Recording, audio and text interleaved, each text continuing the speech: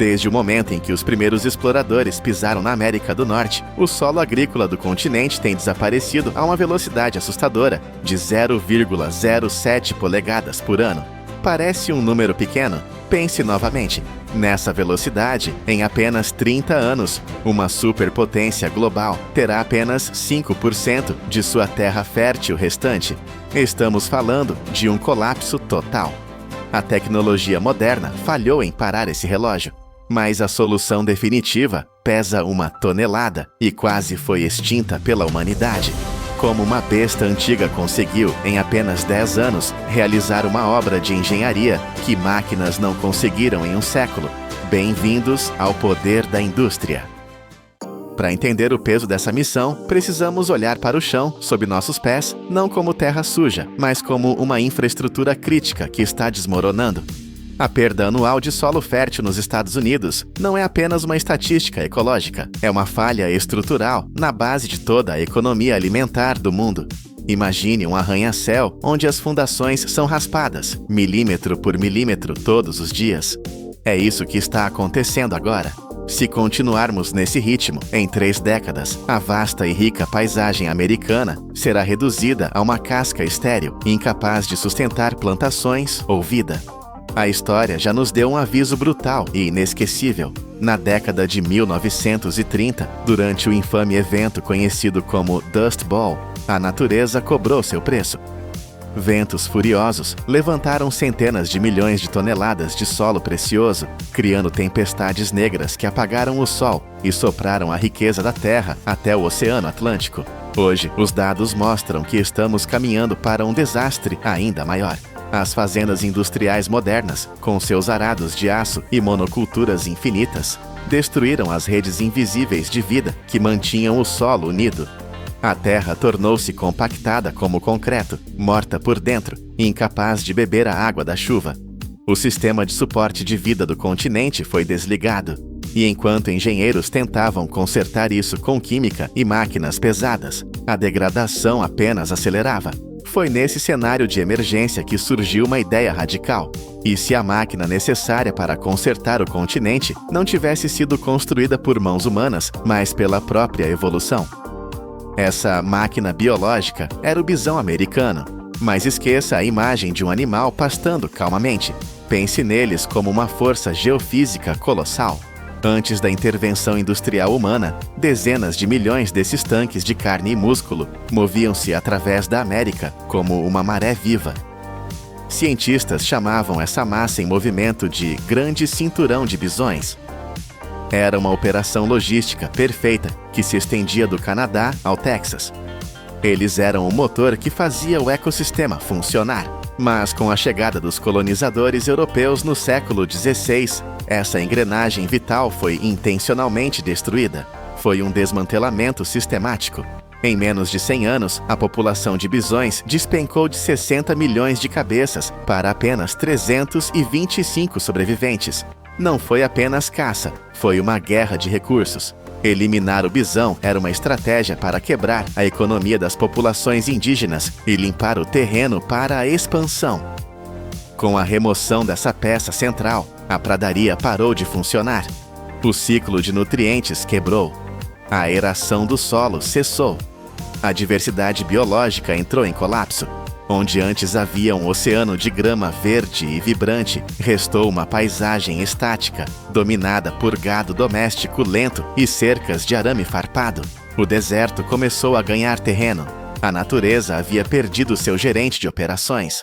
Foi necessário chegar à beira da exaustão total, para que no início do século XXI, alguns ecologistas ousassem propor o impensável: devolver os gigantes ao seu posto de trabalho, mas não em campos verdes e fáceis. O teste seria em uma zona morta.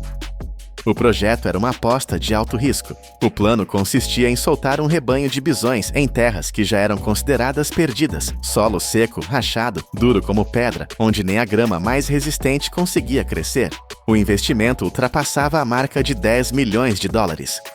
250 cientistas e especialistas colocaram seus empregos em jogo. A lógica dizia que os animais morreriam de fome. Mas assim que os caminhões de transporte abriram suas portas e as bestas de 1 tonelada pisaram naquele deserto, o caos se instalou, o rebanho desapareceu. Drones de alta tecnologia, sistemas de rastreamento por satélite e helicópteros varreram a área, mas as telas estavam vazias. O pânico tomou conta da sala de controle. O medo era real. Será que o rebanho tinha escapado? Será que tinham morrido em alguma ravina escondida? O projeto parecia destinado a ser um fracasso milionário. Mas dias depois, a verdade veio à tona e era desconcertante. Os bisões não tinham fugido. Eles tinham migrado intencionalmente para os terrenos mais altos e áridos da região, lugares onde a comida era ainda mais escassa. Ninguém conseguia entender. Por que um animal faminto iria para o lugar com menos comida? Parecia suicídio. Mas o que os cientistas interpretaram como erro era, na verdade, a ativação de um protocolo de sobrevivência antigo. Os bisões não pensam como gado. Eles possuem um instinto refinado por eras de gelo e secas. O desaparecimento deles não foi uma fuga, foi o início do turno de trabalho. Eles estavam se posicionando estrategicamente. O que parecia desordem era a primeira etapa de uma engenharia complexa que os humanos haviam esquecido como ler. Quando finalmente conseguimos observar o que eles estavam fazendo, ficou claro que o bisão não é apenas um herbívoro. Ele é uma peça de maquinaria pesada, projetada para terraplanagem e fertilização. Vamos analisar a mecânica disso. Diferente do gado doméstico, que fica parado mastigando e compactando o solo com seu peso estático, até transformá-lo em uma laje impermeável, o bisão é uma máquina de movimento perpétuo. Eles nunca param. Cada passo de seus cascos afiados e pesados atua como um aereador industrial, quebrando a crosta dura da superfície. Imagine milhões de pequenos martelos hidráulicos perfurando o concreto do deserto dia após dia. Essas fissuras que eles abrem são vitais. Elas permitem que a água da chuva penetre profundamente na terra, recarregando os lençóis freáticos, em vez de escorrer inutilmente pela superfície e causar enchentes. Mas a engenharia continua. O sistema de fertilização é igualmente impressionante. Cada rastro de esterco deixado pelo rebanho em movimento funciona como uma injeção de precisão de nitrogênio, fósforo e potássio.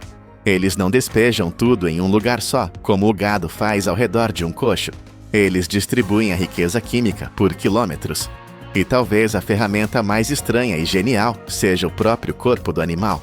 Bisões adoram rolar na terra. Quando um gigante de 900 quilos se joga no chão e rola para limpar a pele, ele cria uma depressão no solo, uma espécie de bacia rasa. Parece apenas um buraco, mas na verdade é um reservatório de água. Quando chove, essas piscinas de bisão seguram a água por dias. Elas se tornam microberçários perfeitos, capturando sementes trazidas pelo vento. Enquanto o gado destrói a estrutura da terra, o bisão a reconstrói fisicamente, criando uma paisagem desenhada para capturar recursos e gerar vida. Essas pequenas ações mecânicas, um passo, uma rolada, um rastro de fertilizante, parecem insignificantes isoladamente, mas multiplique isso por milhares de animais e por 10 anos de operação contínua. O efeito é exponencial. Uma década após o início do experimento, os drones sobrevoaram a mesma área, que antes era um deserto rachado. As imagens que eles enviaram de volta deixaram a comunidade científica sem palavras. A zona morta havia desaparecido.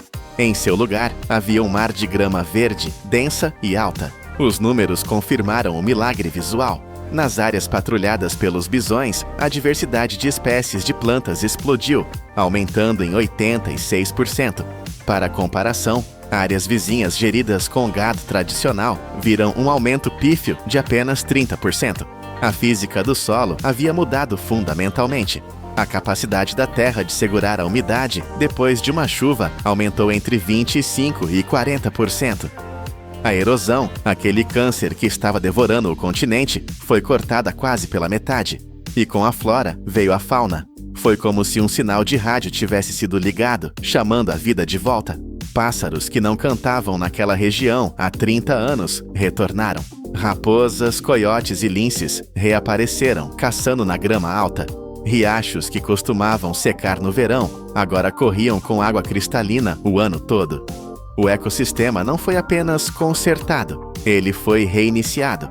A presença do bisão atuou como a chave de ignição de um motor complexo que estava desligado há um século. Eles provaram que a natureza tem uma tecnologia superior a qualquer máquina que possamos construir. No entanto, mesmo com essa vitória esmagadora da biologia sobre a tecnologia, enfrentamos hoje uma ironia amarga. Descobrimos a cura para a Terra, temos a máquina perfeita para salvar o continente, mas nos recusamos a usá-la em sua capacidade total. A barreira agora não é científica, é econômica. Atualmente, 95% de todos os bisões na América do Norte não vivem como engenheiros selvagens, mas como produtos em uma linha de montagem de carne. O mercado de carne de bisão tornou-se uma indústria poderosa, movimentando mais de 350 milhões de dólares por ano. A demanda cresce a cada dia, impulsionada pela fama de ser uma carne saudável e rica em proteínas. Por causa disso, esses animais magníficos são mantidos atrás de cercas, criados como gado comum, impedidos de realizar as grandes migrações que curam a terra. Apenas 5% da população total de bisões vive verdadeiramente livre para trabalhar como engenheiros ecológicos. Temos a prova concreta de que um único rebanho livre pode transformar um deserto em um jardim, mas a lógica do lucro nos faz trancar a solução em currais apertados. Transformamos o salvador do solo em um hambúrguer gourmet. Estamos limitando drasticamente o alcance da única força capaz de reverter o relógio da destruição ambiental, justamente quando mais precisamos dela.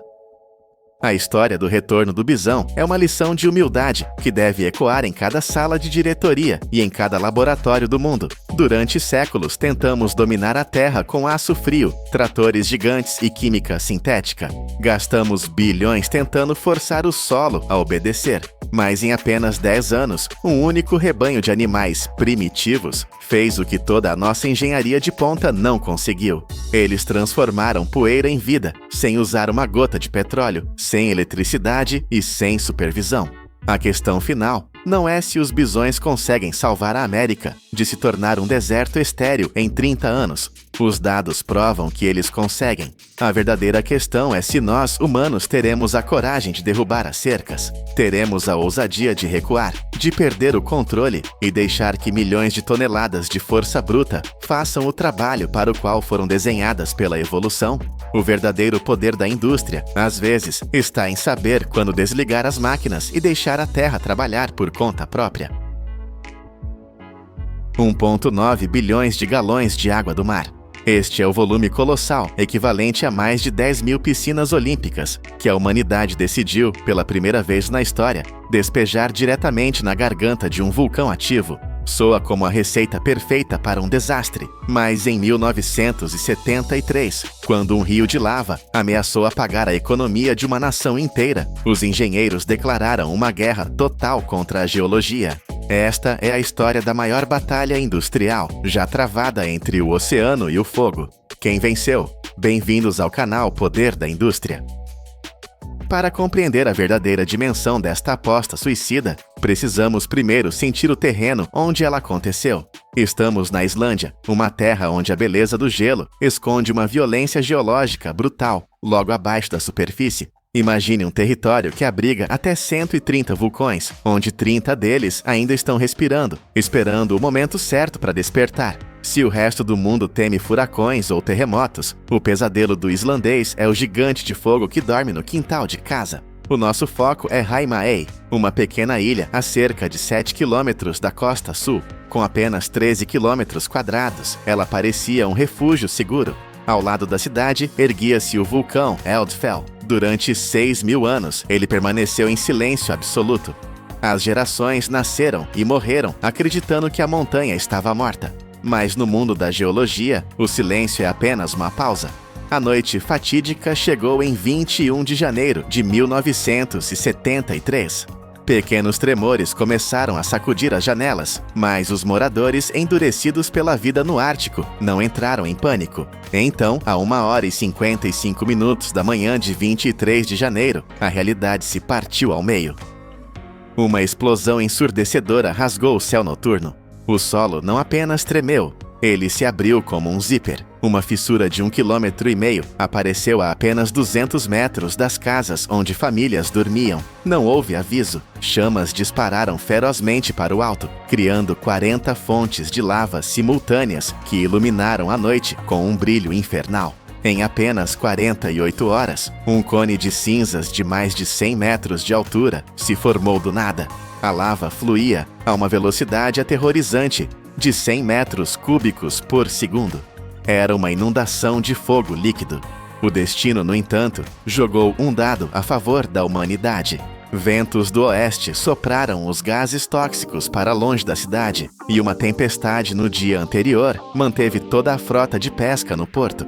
Em menos de 6 horas, 5.000 residentes foram evacuados naqueles barcos, deixando para trás suas vidas e suas casas. Apenas algumas centenas de voluntários ficaram. A cidade estava vazia, mas a guerra contra a Terra estava apenas começando. Com a evacuação concluída, a ilha de Heimaey ficou à mercê da física destrutiva. As primeiras casas próximas à fissura não tiveram chance, foram esmagadas e incineradas pela lava e cinzas quentes em questão de minutos. A cinza caía do céu como uma neve negra e pesada, acumulando-se até 5 metros de altura em alguns pontos, sepultando telhados e ruas inteiras. Mais de 400 casas foram obliteradas, mas o vulcão tinha armas mais terríveis do que apenas o fluxo lento. Ele lançava bombas de lava. Rochas incandescentes pesando toneladas eram disparadas para o céu e caíam sobre a cidade como artilharia de guerra, incendiando tudo o que tocavam. O fluxo principal de lava era um monstro de 40 metros de profundidade média, atingindo 100 metros em alguns pontos. Essa parede de rocha derretida avançava com uma força imparável, esmagando tanques de armazenamento de concreto e derrubando a usina de energia da ilha, cortando a luz e a água. Heimaey estava paralisada. Os 250 voluntários que ficaram para trás, pescadores, bombeiros, operários, tentavam limpar os telhados e salvar móveis, mas logo perceberam que varrer cinzas era inútil se a ilha deixasse de existir economicamente. O alvo da lava não era apenas as casas, era o porto. O porto de Heimaey não é apenas um cais, é o motor econômico que gera 3% de todo o produto interno bruto da Islândia. É o lar da frota pesqueira nacional. Se a lava bloqueasse a entrada do porto, a indústria pesqueira colapsaria e a ilha se tornaria uma rocha morta, sem motivo para ninguém retornar. O desespero exige medidas extremas. Foi nesse momento que oficiais e cientistas propuseram um plano que soava como delírio: usar o oceano para apagar o vulcão. A ideia era bombear água do mar diretamente na lava para resfriá-la e criar uma barreira. Tentativas anteriores no Havaí e na Itália falharam ou foram inconclusivas, mas a Islândia não tinha escolha.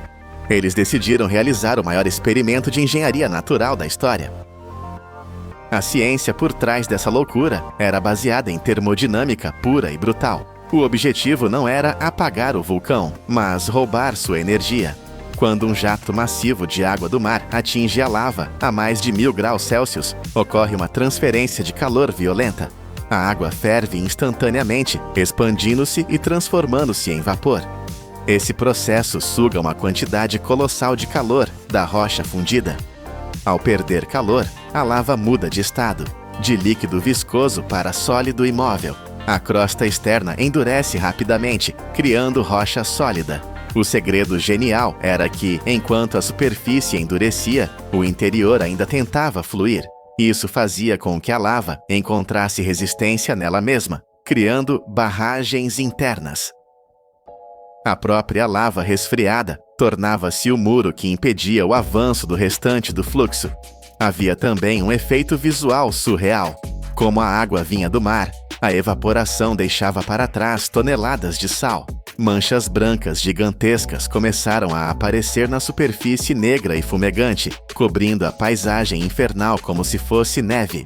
Estima-se que 220.000 toneladas de sal foram depositadas sobre a rocha quente. Mas a execução era um pesadelo. O vapor subia em colunas de centenas de metros, criando uma neblina escaldante que reduzia a visibilidade a zero.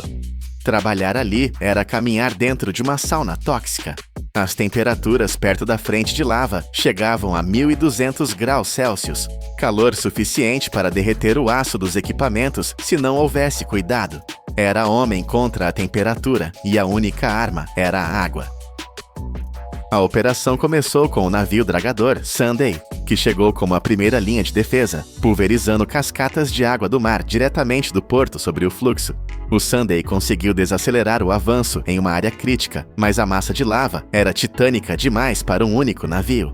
A lava continuava a avançar, engolindo 1/5 da cidade até o final de março. Era preciso mais potência. Foi então que a cavalaria industrial chegou. Uma frota aérea e naval trouxe 32 bombas de água gigantescas diretamente dos Estados Unidos.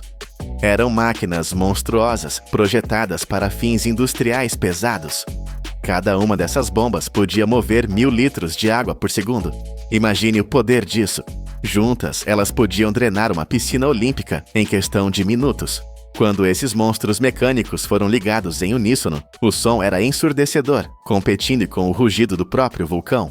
A estratégia mudou de uma defesa desesperada para um ataque coordenado. Quilômetros de tubulações foram estendidos. O volume de água bombeada atingiu picos de insanidade, criando um rio artificial que fluía contra o Rio de Fogo. A lava começou a encontrar uma resistência que a natureza jamais previu. A frente de avanço começou a diminuir a velocidade.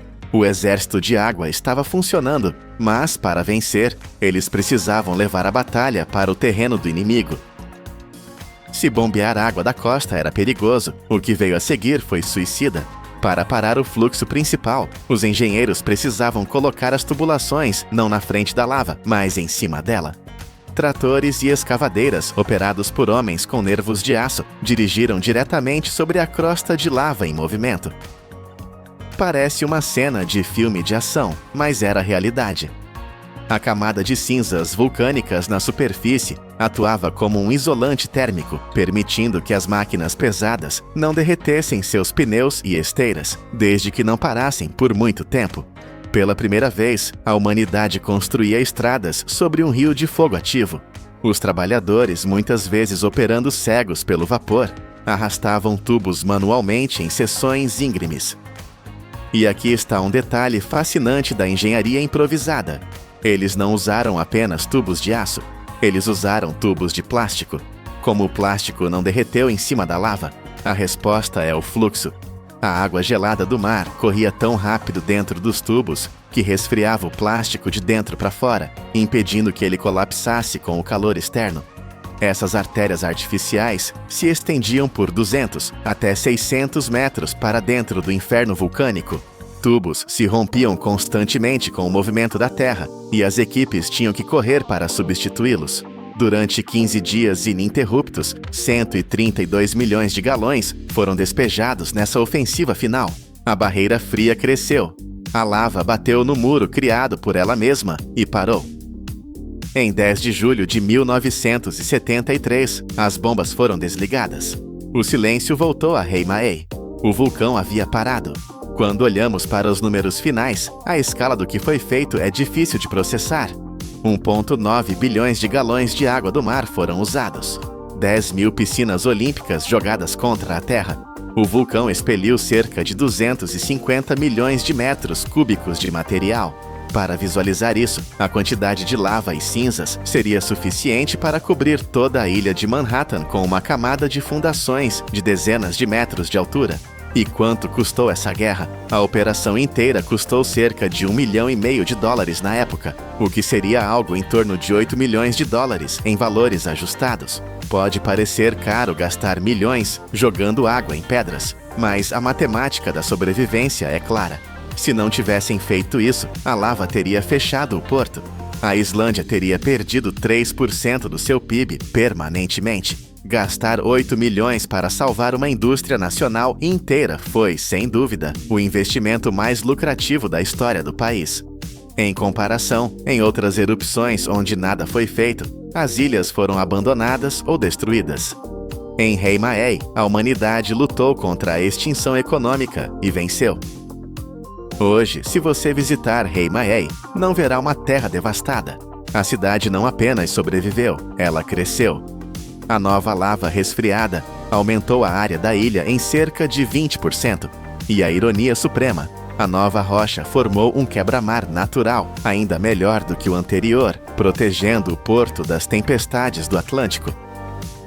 Onde antes havia destruição, agora há turismo. Pessoas de todo o mundo viajam para caminhar sobre as rochas negras, manchadas de sal branco, testemunhas silenciosas da batalha. A humanidade aprendeu uma lição valiosa aqui. Não podemos vencer a natureza com força bruta. Nossos muros de concreto são papel para um vulcão. Mas se tivermos a audácia de usar a própria energia da natureza, a água do oceano, contra a fúria da terra, podemos transformar um desastre líquido em um alicerce sólido para o futuro. Em Heimaey, nós não apenas sobrevivemos ao fogo, nós o domamos.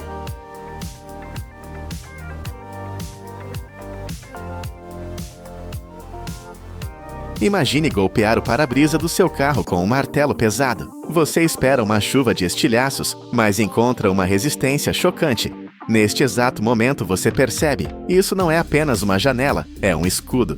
Embora custe apenas entre 3% e 5% do valor do veículo, essa lâmina transparente garante 45% da rigidez de toda a cabine. Ela segura o teto sobre sua cabeça e guia o airbag que pode salvar sua vida. Mas como transformamos areia comum nessa armadura invisível?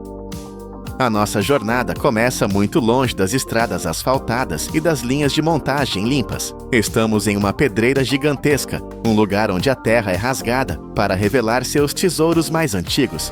Aqui, sob camadas de solo, repousa o arenito de sílica, uma rocha sedimentar formada ao longo de milhões de anos. Este é o ingrediente fundamental, a base de tudo. Sem ele, não haveria vidro, não haveria proteção, não haveria carros modernos. Mas a natureza não entrega esse recurso de bandeja. Ele está preso, compactado em camadas densas e duras como o concreto.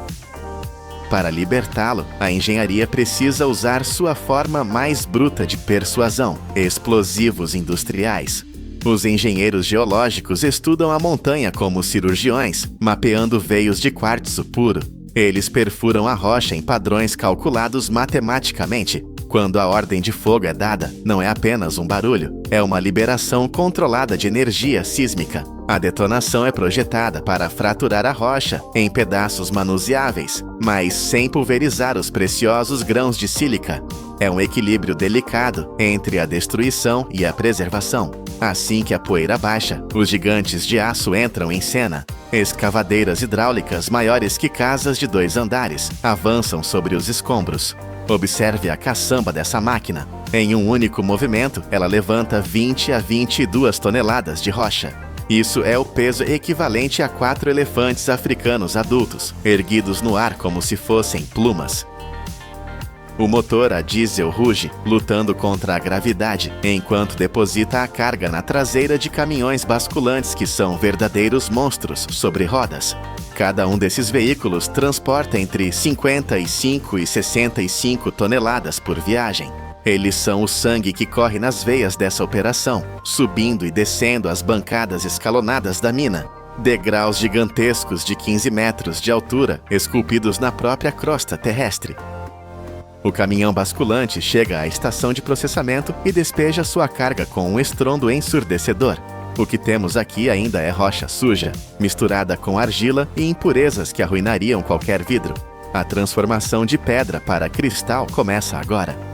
A primeira linha de defesa é o triturador de mandíbulas. Imagine 2 placas de aço maciço, movidas por motores de força incalculável, que mastigam as rochas como se fossem biscoitos. O som é aterrorizante, o som da geologia sendo quebrada pela vontade humana. As pedras são reduzidas a fragmentos de 5 a 10 centímetros. O tamanho ideal para o próximo passo. Mas o tamanho não é tudo. A pureza é a lei. O material triturado entra em um sistema de lavagem de alta pressão. Jatos de água, disparados a 75 libras por polegada quadrada, bombardeiam cada pedra. Para você ter uma ideia, essa pressão é forte o suficiente para arrancar a tinta de um carro ou ferir a pele humana. Aqui, ela serve para arrancar a argila teimosa e a poeira milenar que cobre o quartzo. A água sai turva, carregando o lixo, enquanto a sílica brilha, limpa e pronta. Agora, entramos no laboratório dos alquimistas industriais. A areia de sílica pura é excelente, mas ela precisa de ajuda para derreter. Se tentássemos derreter apenas a areia, precisaríamos de temperaturas tão altas que destruiriam o forno. Por isso, adicionamos carbonato de sódio para baixar o ponto de fusão, calcário para estabilidade e o ingrediente secreto, vidro reciclado ou cacos. Esses cacos não são lixo, eles são aceleradores de energia. Como já foram vidro antes, eles derretem mais rápido, ajudando a homogeneizar a mistura. Tudo isso é misturado em proporções exatas, grama por grama, criando o que chamamos de lote. É uma receita que não admite erros. Agora, prepare-se para o calor. O lote é despejado na boca do forno de fusão contínua, uma estrutura que nunca dorme, nunca esfria e nunca para. Dentro desta câmara, recriamos as condições do interior de um vulcão ativo. A temperatura sobe para impressionantes 1538 graus Celsius, ou 2800 graus Fahrenheit. Nesse nível de calor, a areia não tem chance. A estrutura cristalina do quartzo, que resistiu por milhões de anos, colapsa e se rende, transformando-se em um rio de líquido incandescente. Mas derreter não é o suficiente. O vidro precisa ser perfeito. Se houver uma única bolha de ar microscópica, o para-brisa final será rejeitado. Por isso, o vidro derretido permanece neste inferno controlado por 50 longas horas. 2 dias inteiros de purificação pelo fogo. Durante esse tempo, o líquido circula, as bolhas sobem para a superfície e estouram, e a mistura se torna perfeitamente homogênea. Sensores infravermelhos e câmeras blindadas contra o calor vigiam o processo. Os operadores olham através de vidros escuros especiais, observando o rio de luz laranja. É uma visão hipnótica e aterrorizante. O consumo de energia aqui é monumental. Eletrodos gigantes e queimadores de gás trabalham em sinfonia para manter essa temperatura infernal estável. Qualquer queda, qualquer variação, e o vidro pode cristalizar ou ficar muito viscoso, entupindo o sistema e causando prejuízos milionários. É um jogo de altas apostas onde a física e a química dançam no limite do possível. O vidro agora é um líquido perfeito, mas como transformá-lo em uma folha absolutamente plana, sem nenhuma ondulação? Se usássemos rolos para achatá-lo, eles deixariam marcas.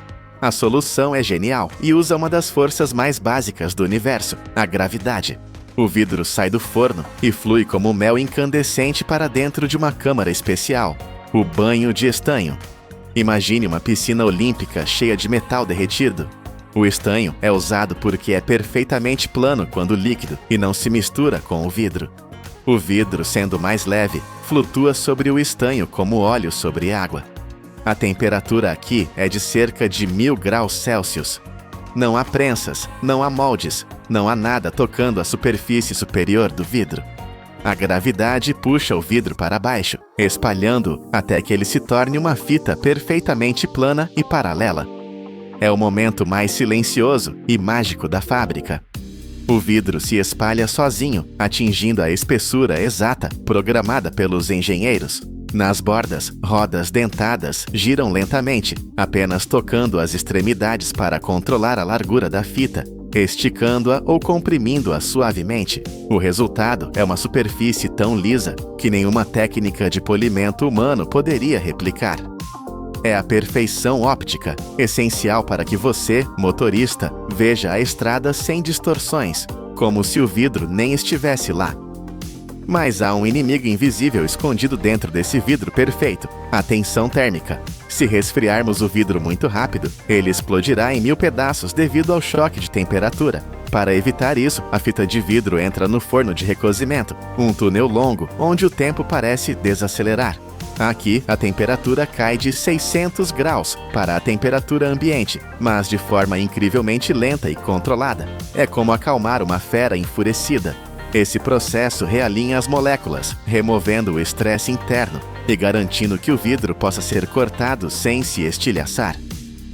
Ao sair do túnel, o vidro está frio ao toque, sólido e transparente. Agora, a precisão cirúrgica entra em ação. Um braço robótico, movendo-se mais rápido do que o olho pode acompanhar, desce sobre a fita de vidro. Na ponta desse braço não há uma serra, mas um diamante industrial. O diamante não corta o vidro como uma faca corta pão. Ele apenas fere a superfície, criando uma linha de tensão microscópica, um arranhão perfeito. Imediatamente após o risco, uma barra de pressão desce e aplica um golpe seco e calculado. Crack. O som é nítido.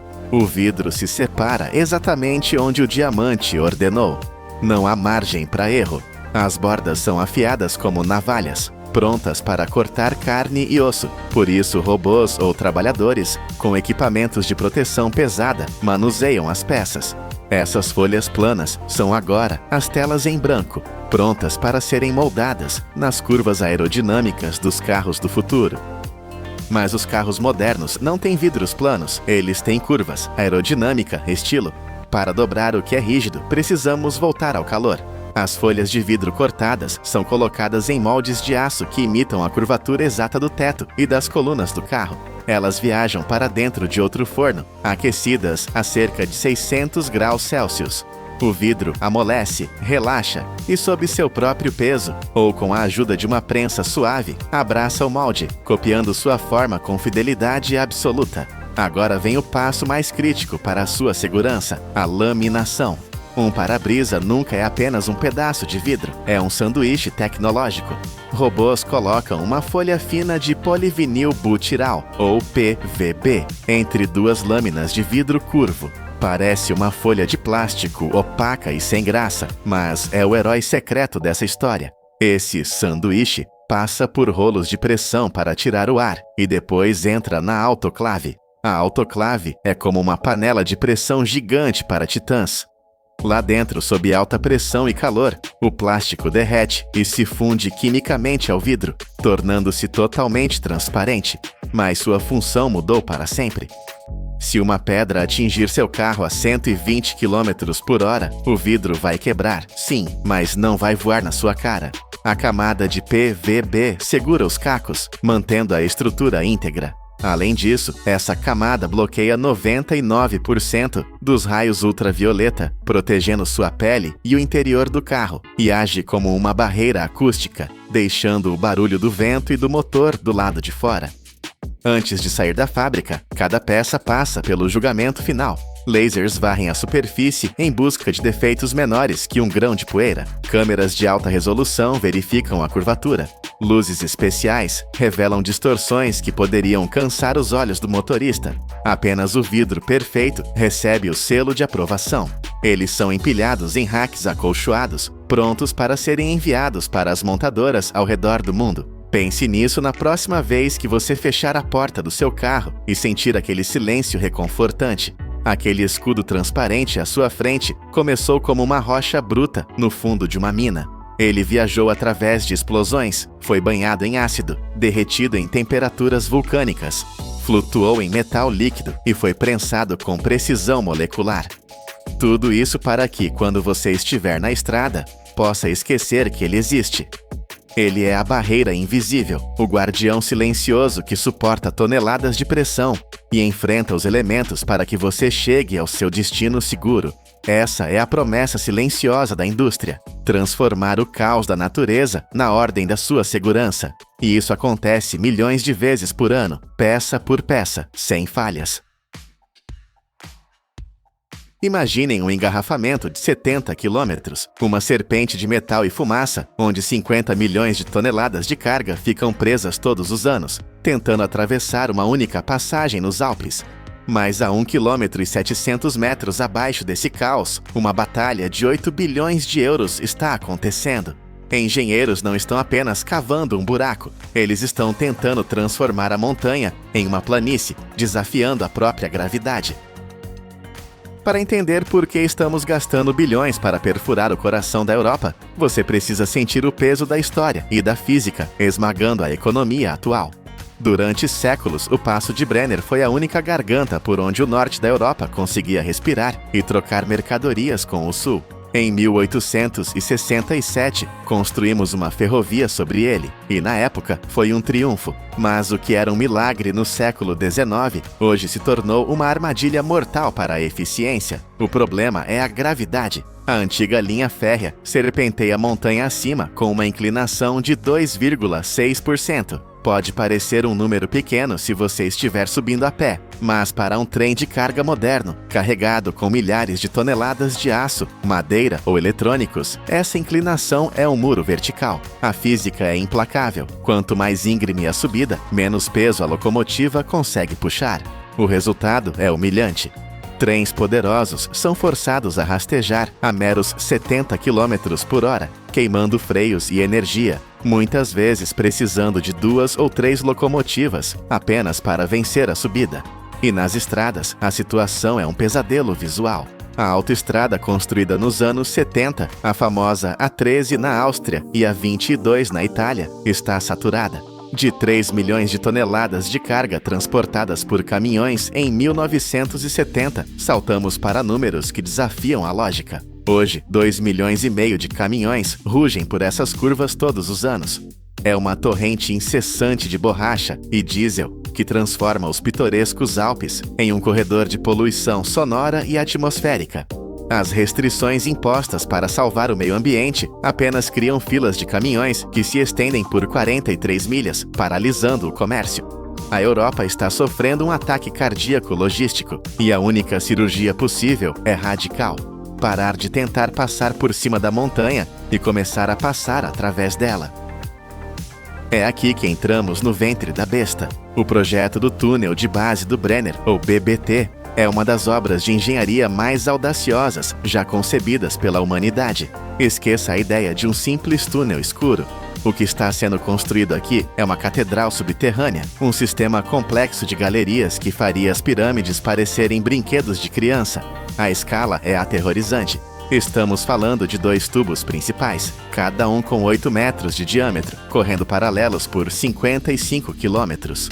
Mas a extensão não é o número mais chocante. O verdadeiro desafio é a profundidade.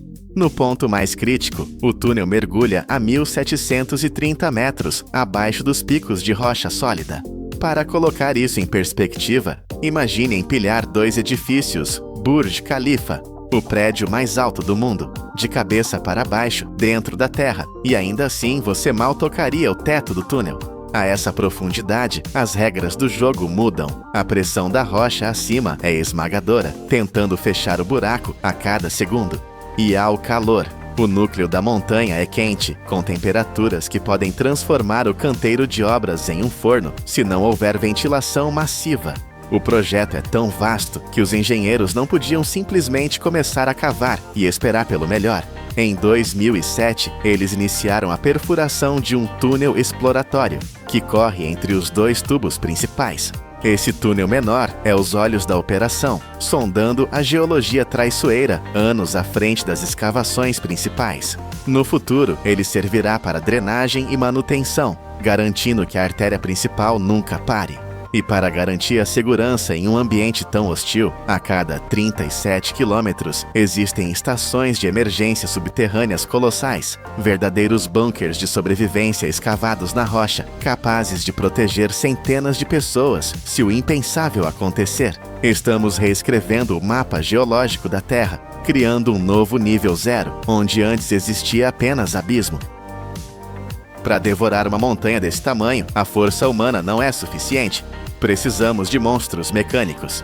Entram em cena as tuneladoras, ou TBMs, fornecidas pela gigante alemã Herrenknecht. Estas não são simples máquinas, são fábricas móveis de 200 metros de comprimento, pesando 1.800 toneladas cada uma. Imagine 30 tanques de guerra fundidos em uma única linha de aço e tecnologia, e você começa a entender o poder dessas bestas. O projeto utiliza várias delas simultaneamente, cada uma batizada com um nome, como a famosa Virginia ou a Gripper. A operação dessas máquinas é um espetáculo de violência controlada. Na frente, uma cabeça de corte giratória de 8 metros de diâmetro, cravejada com discos de aço ultra duro, pressiona contra a face da rocha com milhares de toneladas de força. Quando a máquina liga, ela tritura granito e guinais-se como se fossem açúcar. O barulho é ensurdecedor, o chão treme e a poeira é instantânea. Mas o que acontece dentro da máquina é pura elegância. Enquanto a cabeça destrói a montanha na frente, o corpo da máquina constrói o túnel atrás. Braços robóticos pegam segmentos de concreto pré-fabricados, cada um pesando toneladas, e os encaixam perfeitamente nas paredes recém-escavadas, criando um anel hermético. É um ciclo contínuo de destruição e criação. A máquina Virginia, por exemplo, entrou para a história ao avançar 860 metros em um único mês. Isso é quase 1 quilômetro de rocha sólida, que levou milhões de anos para se formar, sendo apagada em 30 dias. Essas máquinas são a prova de que, com a tecnologia certa, não existe obstáculo intransponível. Elas transformam o caos geológico em um tubo de concreto perfeito, guiado por lasers com precisão milimétrica, garantindo que, após dezenas de quilômetros na escuridão, os túneis se encontrem com um erro menor que o tamanho de uma moeda. Mas seria arrogância pensar que podemos dominar os Alpes apenas com robôs. A montanha tem defesas que quebram até o aço mais duro. O túnel atravessa uma das zonas geológicas mais complexas da Europa, incluindo a temida falha periadriática. Aqui, as placas tectônicas colidiram eras atrás, deixando a rocha fraturada, instável e imprevisível. Lançar uma TBM de 200 metros nessas zonas seria suicídio para o equipamento. A máquina poderia ficar presa, esmagada pela montanha que se move. É aqui que a tecnologia futurista cede lugar à brutalidade da velha guarda, o método de perfuração e detonação. Cerca de 50% de todo o túnel está sendo escavado assim. Esqueça a precisão silenciosa. Aqui reina o trovão. Enormes perfuratrizes fazem buracos profundos na face da rocha, que são então recheados com explosivos industriais. Quando a detonação acontece, a onda de choque percorre a espinha da montanha, estilhaçando a rocha rebelde em uma chuva de pedras. O momento após a explosão é o mais perigoso. O teto do túnel está exposto, cru e instável. A equipe corre contra o tempo. Máquinas projetam concreto líquido, o shotcrete, diretamente nas paredes para criar uma casca endurecida instantânea, enquanto parafusos de ancoragem de vários metros de comprimento são cravados na rocha para costurar as fraturas. É uma guerra de trincheiras nas profundezas, onde a química dos explosivos e a coragem dos mineiros abrem caminho metro a metro. Enfrentamos 5 tipos diferentes de rocha, e cada metro avançado é uma vitória conquistada com suor, barulho e perigo constante. É a engenharia em sua forma mais visceral. Toda essa destruição gera um subproduto colossal. Ao escavar esses túneis, estamos removendo 21 milhões de metros cúbicos de rocha, para você visualizar, e isso é entulho suficiente para encher arranha-céus inteiros. Se tentássemos tirar tudo isso usando caminhões convencionais, precisaríamos de uma frota de 190 caminhões pesados saindo do túnel a cada hora, dia e noite. Imagine um caminhão saindo a cada 20 segundos. Isso criaria, ironicamente, o maior engarrafamento de caminhões de lixo do mundo, paralisando a obra e as estradas que estamos tentando salvar. A solução foi transformar o subsolo em uma autoestrada de detritos. A Herrenknecht projetou um sistema de esteiras transportadoras gigantescas que correm ao longo de todo o túnel. É como um rio de borracha e aço que flui sem parar. Essas esteiras têm a capacidade insana de mover 5.000 toneladas de rocha por hora. O material flui para fora da montanha silenciosamente, sem emitir fumaça, sem criar trânsito. E o mais impressionante, esse lixo é ouro. Parte da rocha extraída é processada ali mesmo, triturada e misturada para fazer o próprio concreto que reveste o túnel. O que era obstáculo vira estrutura. O restante é usado para paisagismo e aterros controlados. É um ciclo logístico perfeito, onde a montanha que estamos destruindo nos dá a matéria-prima para construir nossa passagem. Sem esse sistema de esteiras, o projeto de 8 bilhões de euros teria sufocado em seu próprio pó nos primeiros meses. Todo esse esforço, o calor, as explosões e os bilhões investidos convergem para um único objetivo geométrico: criar uma linha plana. Quando o último metro de trilho for assentado, Previsto para o início da década de 2030, teremos realizado um milagre. O novo túnel de base do Brenner elimina a inclinação assassina dos Alpes.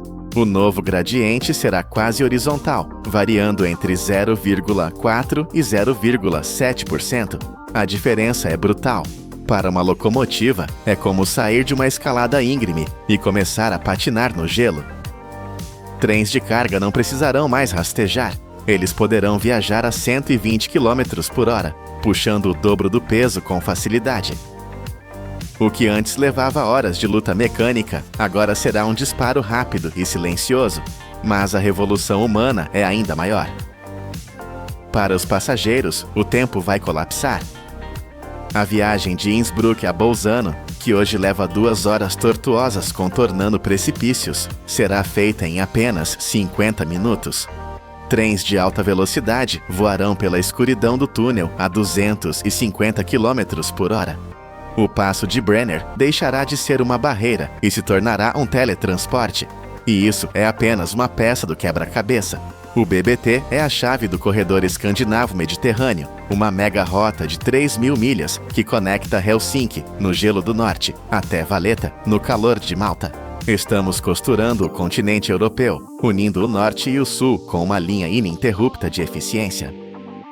Começamos olhando para um engarrafamento de 43 milhas, com motoristas exaustos olhando para os Alpes como uma muralha indiferente. Em breve, essa imagem será apenas uma memória. Em 2032, essas montanhas se tornarão transparentes. O que a natureza levou eras para erguer como um muro, a engenharia humana transformou em uma porta aberta. O túnel de base do Brenner é a prova de que não existem barreiras absolutas quando a necessidade encontra a tecnologia. Onde hoje existe fumaça e atraso, amanhã existirá o fluxo limpo e veloz. Estamos remodelando a crosta do nosso planeta para servir ao nosso futuro, transformando a pedra bruta na artéria vital de uma civilização. Isso é o verdadeiro poder da indústria. Você já tentou imaginar o silêncio absoluto descendo sobre as fábricas do mundo? Tente visualizar linhas de montagem colossais paralisadas, motores gigantescos cessando o seu rugido e edifícios inteiros oscilando perigosamente ao vento. O sistema industrial global entraria em colapso instantâneo, e a causa desse cenário apocalíptico não seria uma guerra ou um vírus digital, mas a ausência de uma peça de metal menor que a unha do seu dedo mínimo. Como é possível que a nossa civilização inteira, com seus arranha-céus e jatos supersônicos, dependa da integridade de algo tão pequeno e aparentemente insignificante? Estamos falando de uma indústria que movimenta mais de 100 bilhões de dólares por ano, sustentada por um componente que a maioria ignora. Anualmente, a humanidade consome mais de 2 trilhões de parafusos. Se somássemos o peso dessa produção, teríamos o equivalente a milhares de aviões comerciais empilhados. Mas não se engane pelo tamanho. Um desvio na fabricação não maior que a fração de 1/1000 de polegada pode transformar este pequeno objeto em um perigo oculto, causando falhas muito mais graves do que a maioria das pessoas jamais esperaria. Para entender esse poder notável, vamos desmontar cada estágio desse processo brutal, revelando como transformamos a poeira da Terra na espinha dorsal da indústria moderna. Bem-vindos ao canal Poder da Indústria. A jornada deste herói invisível não começa em uma oficina limpa e silenciosa, mas a centenas de quilômetros da civilização, em vastas minas de minério de ferro a céu aberto. Aqui, a escala é tão imensa que os humanos parecem formigas. Camadas de solo são removidas por escavadeiras hidráulicas titânicas para expor o corpo do minério. Enormes perfuratrizes rotativas abrem buracos profundos na rocha, onde explosivos industriais são cuidadosamente carregados. Quando a detonação acontece, não é apenas um barulho, é um terremoto controlado que estilhaça formações rochosas sólidas que existiam há milhões de anos. A rocha quebrada é então levantada e carregada em caminhões de transporte gigantescos, verdadeiros monstros sobre rodas capazes de carregar entre 200 e 400 toneladas de material em uma única viagem. O destino é a estação de britagem primária. Trituradores de mandíbula, com força suficiente para mastigar um carro compacto, reduzem o minério a pedaços menores. Em seguida, trituradores de cone refinam ainda mais os fragmentos, garantindo um tamanho uniforme adequado para a próxima fase. Mas o minério virgem não está sozinho. A maioria das usinas siderúrgicas adiciona sucata de aço reciclada à mistura, restos de edifícios demolidos, automóveis aposentados e máquinas industriais desgastadas. Antes de entrar na fornalha, tudo isso é retalhado em pedaços menores para facilitar o derretimento e garantir o controle preciso das proporções da mistura. A pedra fria e o metal retorcido estão prestes a enfrentar o inferno. O minério e a sucata são transportados para a usina siderúrgica e alimentados em altos fornos que operam a temperaturas superiores a 1480 graus Celsius.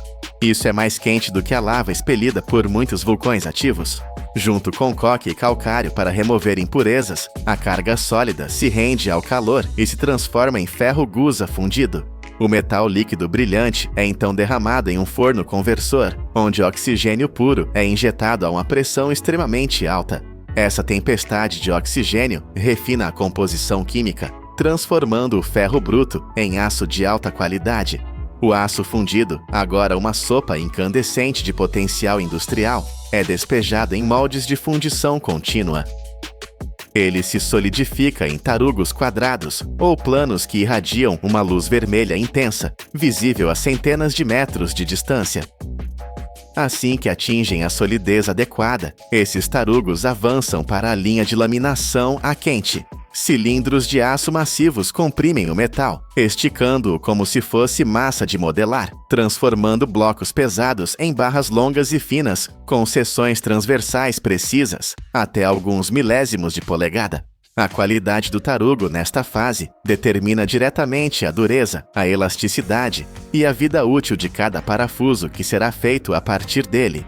Mesmo uma variação minúscula na composição do aço pode criar fraquezas ocultas, levando a parafusos que entortam, quebram ou espanam sob o estresse do mundo real.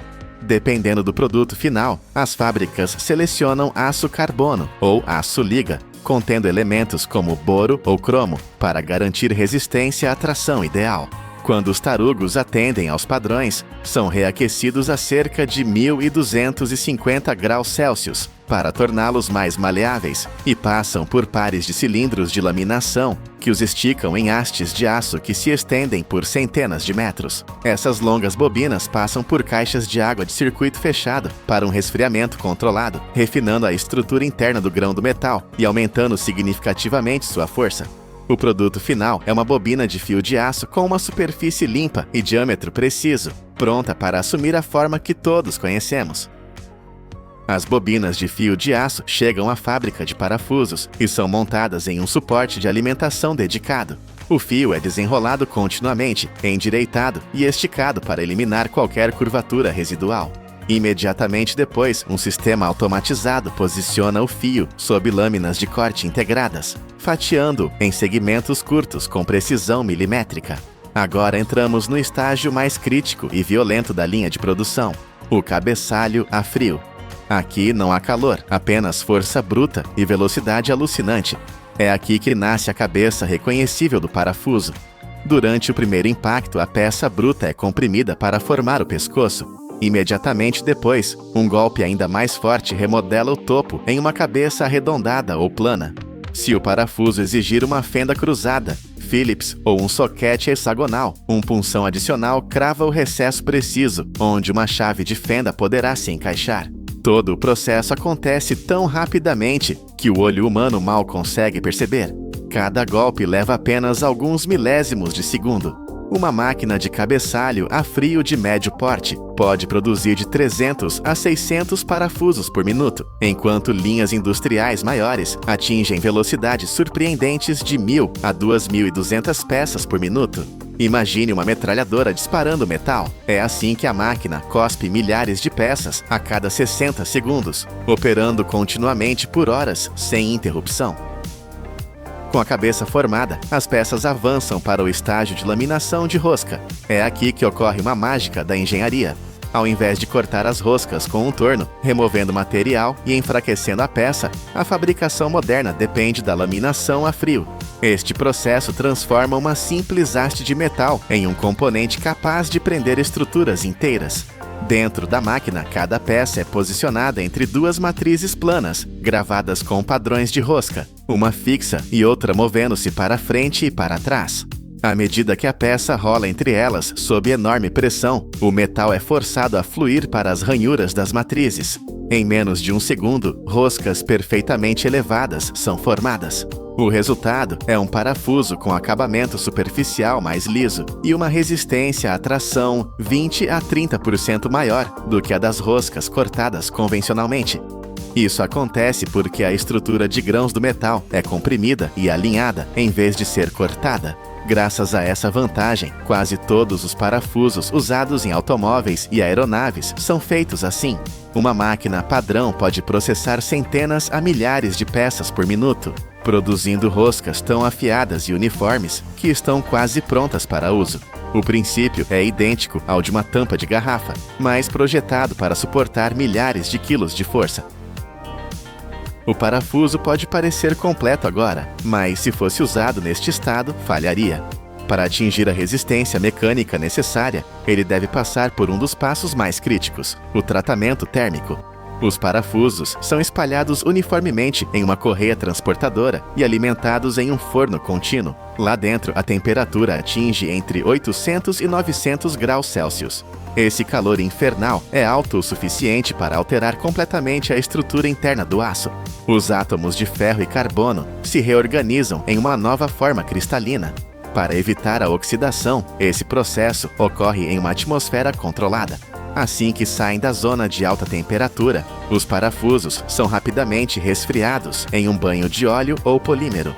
Essa queda súbita de temperatura, de quase 900 graus para menos de 100 graus em um instante, congela a estrutura do aço, tornando-o significativamente mais duro. No entanto, neste estado endurecido, o metal também se torna quebradiço como o vidro e propenso a rachar sob impacto. O processo ainda não terminou. Para atingir o equilíbrio perfeito entre dureza e tenacidade, os parafusos são colocados em um forno de revenimento, operando a uma temperatura muito mais baixa, geralmente entre 150 e 250 graus Celsius. Este estágio alivia as tensões internas, reduz a fragilidade e melhora a ductilidade. É esse equilíbrio delicado que permite que um pequeno parafuso segure máquinas pesando várias toneladas. Um desvio de apenas algumas dezenas de graus durante o revenimento pode reduzir a resistência do parafuso em 30 a 40%. Ao sair do forno, a superfície de cada parafuso está coberta de fuligem e óxido escuro. Se deixados assim, enferrujariam em poucas semanas ao ar livre. Eles precisam de uma armadura. Milhares de parafusos são carregados em um tambor rotativo e submersos em uma solução desengordurante para remover óleo e resíduos. O metal volta a brilhar, limpo. Em seguida, vem a galvanoplastia. O tambor atua como cátodo, enquanto grandes placas de zinco servem como ânodo. Quando uma corrente elétrica é aplicada, íons de zinco migram e se ligam às superfícies dos parafusos, formando um revestimento protetor de apenas 5 a 10 microns de espessura. Isso é até 20 vezes mais fino que um cabelo humano. Apesar de sua espessura microscópica, essa camada estende dramaticamente a vida útil do parafuso, prevenindo a ferrugem por anos. Após o revestimento, os parafusos passam pela passivação, onde uma reação química cria um filme ultra fino, que estabiliza a cor e aumenta ainda mais a resistência à corrosão. Finalmente, a secagem centrífuga em alta velocidade remove qualquer resíduo químico, deixando cada parafuso com aquele acabamento brilhante característico. Agora, o teste final. Apenas os perfeitos sobrevivem. Em fábricas modernas, milhares de parafusos são despejados em um alimentador vibratório que os alinha um por um em um sistema de inspeção óptica. Cada parafuso gira em uma mesa de vidro de alta velocidade, iluminado por potentes luzes LED e escaneado por múltiplas câmeras industriais. Cada detalhe, comprimento, diâmetro, profundidade da cabeça, precisão da rosca, é medido ao nível do micron. se um parafuso apresentar a menor falha, como uma cabeça deformada ou rosca incompleta, um jato de ar o remove instantaneamente da linha. O sistema pode inspecionar dezenas de milhares por hora, mantendo uma precisão muito além da capacidade humana. Aqueles que passam são classificados e embalados automaticamente. Imagine agora um desses parafusos. Ele saiu de uma explosão em uma mina, foi derretido a temperaturas vulcânicas, golpeado com força brutal, esmagado em forma de espiral, queimado, congelado e revestido com uma armadura microscópica. Agora, ele cai na palma da mão de um engenheiro aeronáutico. Ele será parafusado na asa de um avião comercial ou na base de uma máquina industrial crítica. Este pequeno componente de metal é o elo que mantém unidos milhares de estruturas, operando silenciosamente todos os dias. Um único parafuso defeituoso pode paralisar uma linha de produção inteira ou causar uma catástrofe, mas um perfeitamente feito cumpre seu dever por anos. Despercebido, mas indispensável. Ele é o verdadeiro poder da indústria. Da próxima vez que você se sentar em uma cadeira ou entrar em um carro, lembre-se da jornada épica que mantém o seu mundo unido. Imagine um material de construção capaz de suportar 2 horas num inferno de chamas diretas, sem ceder 1 milímetro, protegendo tudo o que está por trás. Agora, visualize algo que sequestra mais carbono da atmosfera do que uma floresta tropical densa. Durante quase 70 anos, este supermaterial foi banido, tratado como uma ameaça perigosa. Mas hoje, máquinas titânicas e precisão de nível micron transformam esta antiga erva daninha em arranha-céus à prova de fogo e tecidos mais fortes que o aço. Bem-vindos à linha de frente da Revolução Industrial do Cânhamo. A nossa jornada para o futuro da indústria não começa numa mina escura e poeirenta, nem numa plataforma de petróleo no meio do oceano. Ela começa sob o sol brilhante e o ar rarefeito do Colorado, a mais de 1.500 metros acima do nível do mar. Este é o novo epicentro de uma corrida aos recursos que está a mudar a economia global. Aqui, a agricultura funde-se com a engenharia pesada. O que vemos não são apenas campos, são biofábricas a céu aberto, que se estendem até onde a vista alcança. Todos os anos, o mundo cultiva mais de 15 milhões de toneladas desta biomassa ultra-resistente. Mas esqueça a imagem romântica do agricultor com ferramentas manuais. A escala aqui exige brutalidade mecânica e velocidade. Semeadoras automatizadas, verdadeiros monstros de precisão, varrem a terra, disparando 200.000 sementes para o solo a cada hora. É uma coreografia de alta velocidade que eliminou a necessidade de 70% da mão de obra humana, garantindo que cada planta nasça no local exato para maximizar a sua potência. Enquanto estas máquinas rugem pelos campos, ocorre um milagre silencioso de eficiência. Pense no algodão, o rei sedento da indústria têxtil. Para cultivar fibra suficiente, o algodão exige rios de água. Mas aqui, a lógica é reescrita. O cânhamo necessita de 13 vezes menos água do que o algodão para produzir a mesma quantidade de material. Estamos a falar de apenas 1.500 litros para cada quilograma de fibra, uma poupança que vale ouro num mundo cada vez mais seco.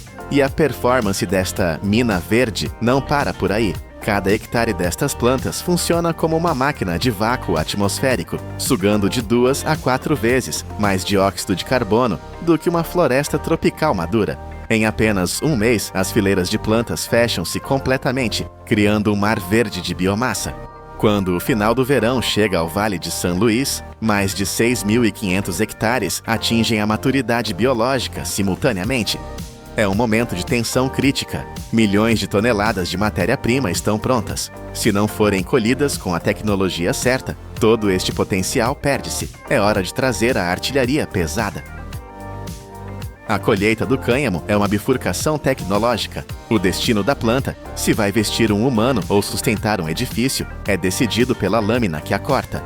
Não existe uma abordagem única. Existe apenas a ferramenta certa para a missão certa. Para o mercado têxtil de elite, a integridade é a lei. Ceifeiras especializadas, que parecem ter saído de um filme de ficção científica, avançam pelos campos. A sua missão é cirúrgica. Cortar as hastes rente ao solo, preservando o seu comprimento total titânico de 2,5 metros a 3,5 metros. Estas máquinas não apenas cortam, elas executam uma manobra complexa de alinhamento, deitando cada haste na mesma direção. Esta técnica, conhecida como corte e alinhamento, é vital. Ela impede que as fibras preciosas se torçam ou partam, preservando mais de 80% do valor da fibra ali mesmo, no calor do campo. Uma vez no chão, a natureza assume o turno da noite. Num processo chamado maceração, a umidade do solo e o orvalho trabalham para dissolver a pectina, a cola biológica que prende a fibra à madeira interna. É uma decomposição controlada de 2 a 6 semanas, essencial para preparar o material para as máquinas violentas que virão a seguir. Mas do outro lado do espectro, se o objetivo é construir o betão do futuro, a delicadeza é substituída pela força bruta imediata. Entram em cena as colhedoras de forragem e os sistemas de decorticação de campo. Estas bestas mecânicas não têm paciência. Elas atacam as plantas com sistemas de corte rotativo de alta velocidade. No momento em que a haste toca na entrada da máquina, é obliterada. Tambores de picagem e moinhos de martelo reduzem a planta orgulhosa a fragmentos uniformes de 5 a 25 milímetros em frações de segundo. Este tamanho é crítico. É a dimensão perfeita para separar o núcleo lenhoso, o HURD, que será a espinha dorsal de materiais de construção revolucionários. Com uma produtividade que ultrapassa 5 toneladas de hastes secas por hectare, estas máquinas geram montanhas de matéria-prima numa velocidade que o trabalho manual jamais poderia sonhar alcançar. Agora, com os caminhões carregados até o limite, a matéria bruta viaja para o verdadeiro templo da transformação, a fábrica de processamento. Entramos agora no ventre da besta industrial. O ar aqui é denso, vibrando com o som de metal a esmagar matéria orgânica. É na instalação de decorticação que a mágica acontece, transformando a planta em materiais de alta performance. As hastes secas são alimentadas no decorticador, uma máquina desenhada para aplicar violência calculada. Rolos que giram em direções opostas e tambores de esmagamento agarram o material. A força é imensa. Através de compressão, cisalhamento e oscilação contínua, a máquina descasca a fibra externa resistente, separando-a do núcleo lenhoso interno. É uma separação física brutal, mas necessária.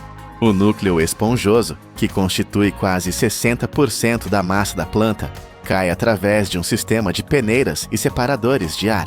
Ventos artificiais sopram as impurezas e as fibras curtas, deixando para trás apenas o HURD limpo e uniforme. Este material, que parece madeira picada, está prestes a tornar-se pedra. No misturador industrial, o HURD é agitado para aumentar a aeração antes de encontrar o seu parceiro químico. A receita para o Rempret é uma ciência exata, não uma arte culinária. Uma parte de HURD, uma parte e meia de aglutinante de cal e 2 partes de água. Esta mistura não cria um bloco de cimento inerte, cria um monólito vivo. Quando projetado ou moldado em paredes, o material seca ao longo de 7 a 10 dias, petrificando numa estrutura sem juntas. E aqui está o verdadeiro choque. Esta parede respira. Ela regula a umidade e a temperatura da casa, tornando-a fresca no verão e quente no inverno.